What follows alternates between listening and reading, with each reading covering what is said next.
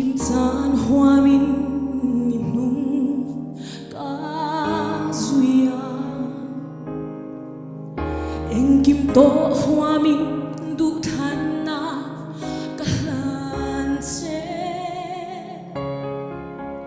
em po theng se lai rong so mo tu ri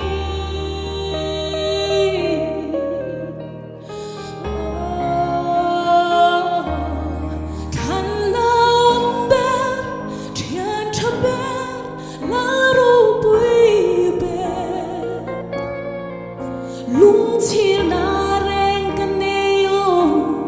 oi nung zui anh đang sống ai thân ngang ilo ni oi su cả thăng non che phô vắng che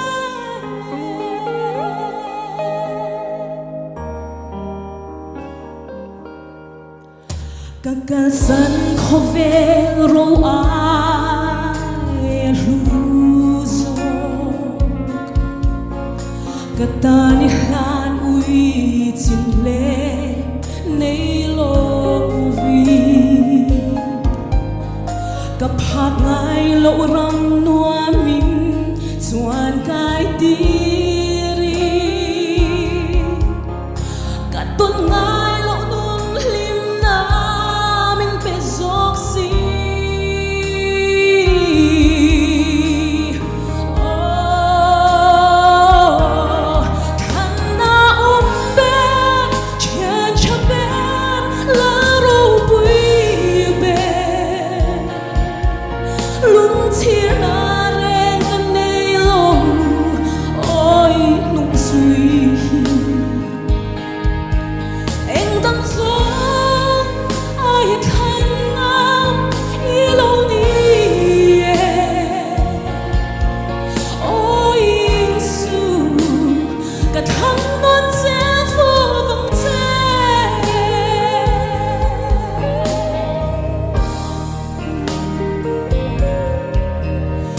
vô bi tu sắc nam min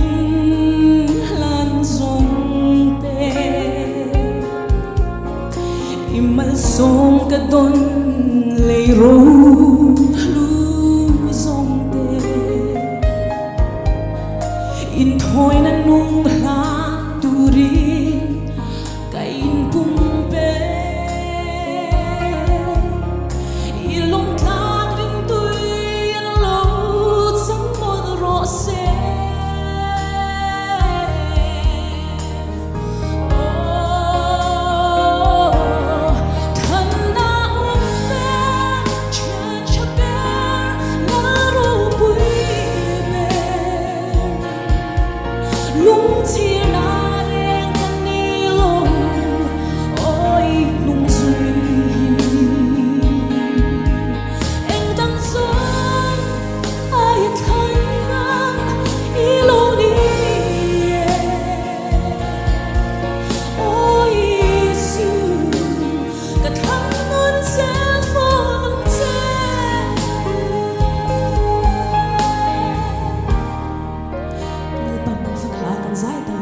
som sắc rõ rệt